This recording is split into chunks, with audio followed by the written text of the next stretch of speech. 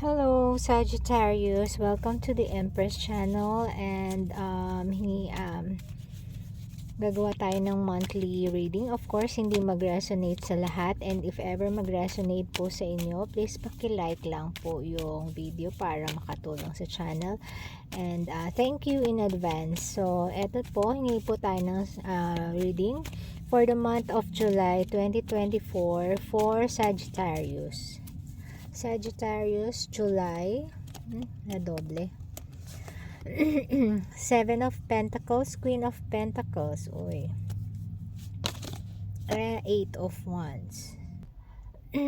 Sagittarius, nakafocus ka daw sa iyong mga pinaghihirapan, yung kung ano yung ginagawa mo para sa future mo, kung meron, i-clarify natin ha. Kasi okay naman yung mga pangkabuhayan mo, siguro career mo to, or mga assets mo, pwede siguro baka may farm ka, so inaasikaso mo daw yon.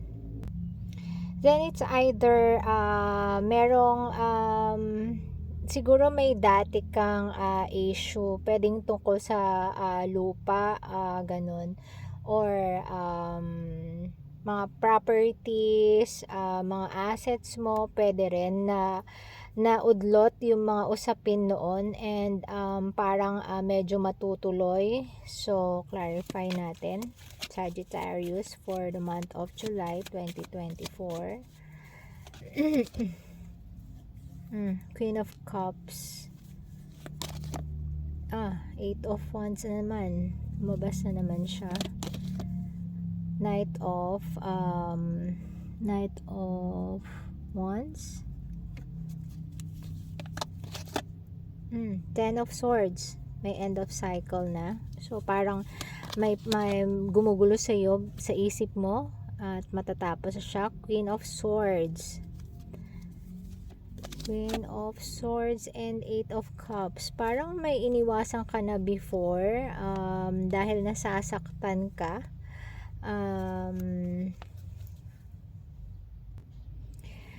Pwedeng na ang mga energies dito, Pisces, Cancer, Scorpio, meron ding air sign, Gemini, Libra, Aquarius, meron din earth sign, Taurus, Capricorn,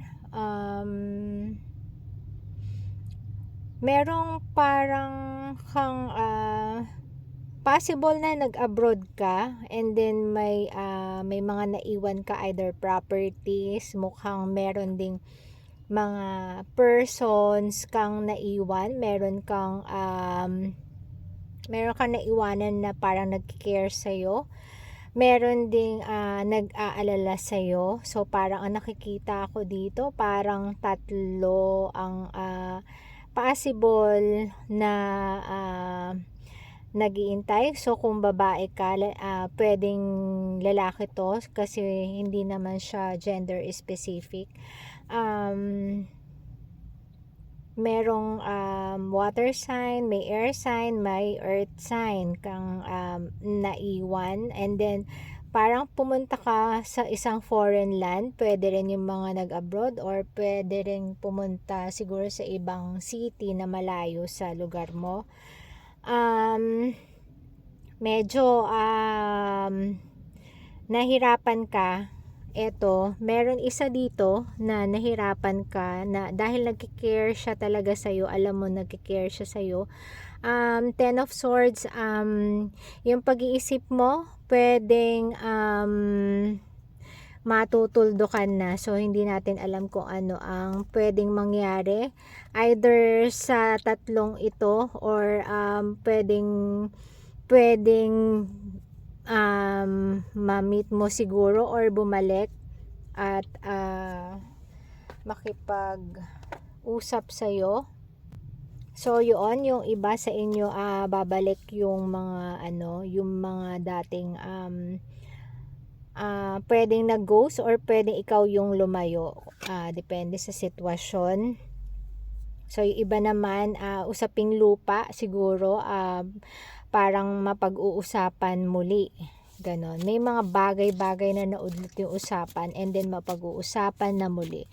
So ito, hingi tayo ng advice sa angels dito. So for Sagittarius for the month of July 2024. So hingi po tayo ng advice. Yan. Be an ambassador for Earth. Build your bridge to source. Okay. Isa pa po. Kuha tayo. Stand in your power. Be true to yourself. Okay. Yun. Stand in your power. So, kung dati, kahit na alam mong siguro ikaw ang tama, ikaw pa rin yung lumayo. Kahit na mas pinili mo ikaw yung mag-give way, kahit na alam mong lahat ng pwedeng sa legalities, ikaw yung may karapatan. Pwede rin yung sa tao, siguro ikaw yung pinipili, pero ikaw pa rin yung nag-give way para sa iba. Kasi ikaw nga ito, ambassador for Earth, build your bridge to source. Ito siguro ang pinaniniwalaan mo na na maging na walang cause para mag-away. So kaya ang mas solution mo na lang ay umiwas, lumayo. So yun po, additional para isara natin ang message for Sagittarius for the month of July. Hingi po kami ng final message. So ito, Queen of Swords. Okay. Four of Swords. Okay. And then Hermit. Ayun.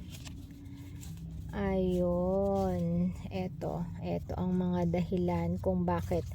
Okay, so meron isa na nasa isip mo talaga. Yun dun ka, bukod dun sa tatlong yun, pwedeng bukod or included siya. Merong isa na umiwas sa'yo. At yun talagang na-bothered ka, dun ka talagang na-depress ng husto. Medyo yun ang talagang kinalungkot mo. Kaya mas pinili mong mag-isa. Lumayo ka sa lahat dahil ito, iniiwasan ka. Iniiwasan ka niya for whatever reason, na parang bigla ka na lang niyang kinat na hindi mo maintindihan. Siya yung parang siya yung laging laman ng isip mo, hindi siya nawawala. So lumayo siya. So ikaw naman, nagpakalayo-layo ka, nag-iba ka ng lugar na pwedeng pinagwo-workan mo or tinitirhan mo. Lumisan ka ng napakalayo para lumalayo dito. Dahil iniwasan ka na nga. So ikaw na rin ang gumawa ng paraan. Pero hirap na hirap ka.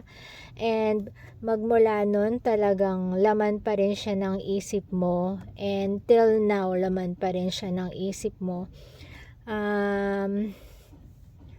So yun, tandaan ang message nito, be true to yourself, stand in your power. So magpakatotoo ka sa iyong nararamdaman. Maaaring makasalubong mo siya one day, and pwede naman na masabi mo kung ano yung nararamdaman mo para ma-free yung isip mo at gumaang yung pakiramdam mo. Pwede mo nang sabihin ng wala kang ini-expect. Minsan gusto mo lang na i-release yung feelings mo, or kaya gusto mo lang siyang tanungin kung bakit, ano bang nagawa mo, bakit siya lumayo. Yun lang, parang naghahanap ka ng closure. Ayun. So hindi naman masama, para lang maging okay na ang pakiramdam mo. Yun ang gusto mong mangyari, pero hindi mo nagagawa. Kaya baka etong July na to, mabigyan ka ng ng pagkakataon na makita siya. So, wag kang mag-atubili na magtanong para na rin sa ikabubuti mo. So, yun. Wala namang masamang magpahayag. Wag na lang mag-expect ng something na hindi naaakma sa panahon. Hindi po ba? Kasi parang matagal na to. And parang naka-move on ka na rin naman. Parang okay ka na, pero parang gusto mo lang malaman. So, hindi naman masama. Ang sabi doon, be true to yourself. And if ever naman na makamit ka ng bago, pwede mo namang sabihin kasi mas maganda na yung honest. Di po ba? So, yun lang Sagittarius, hanggang susunod na monthly reading.